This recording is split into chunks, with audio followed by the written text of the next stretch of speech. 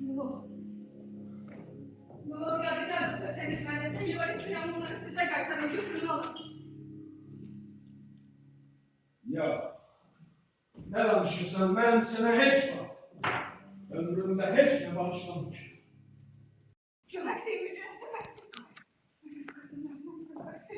Ben kadınım. Mehabbet! Bu değil onun peresi. Sözleri dolaşı olsa da biraz deli sözlerine benzemez asla. Ama kalbinde nasıl korkunç bir sır var. Bu sırrın kalması da, açılması da büyük felaketler teledebilir. Kadir ki təsiri dərhal onu göndərəm İngiltərəyə. Qoy gedib yıxsın ödənməmiş vazifəracı. Bəlkə də dənizlər, müxtəlif yerlər, müxtəlif adamlar onun ürəyindən bu dərdi silə bildi. Koy geçsin, koy geçsin, mutlak fayda verecek. Danışmana ihtiyaç yoktu gördüğü, işittiği Hamlet'in dediklerini.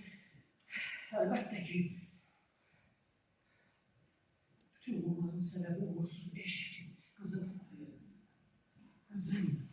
Ama adil hükümdar, eğer mesele bilseniz küçücük bir, yine de küçücük bir mesele.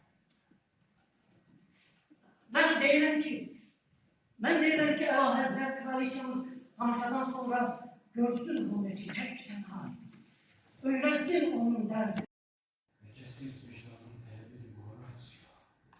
Korkulacağına ceza vermemek. Sözü de dünyada geçinmeye. Kim var burada?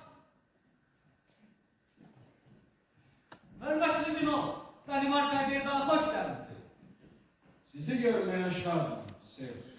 Eğer aslında vaktimiz olsaydı, kralın bir iki sözünü size arz etmeli, ben özümü hoşbəxt sanardım. Ben bütün dikkatimle dinlemeye hazırım. Bu yakınlarda Layet Sarayı'yla. Sizi inandırım ki Varın ile can rehberesinler. Ama kalsın cinayetin her sonunda.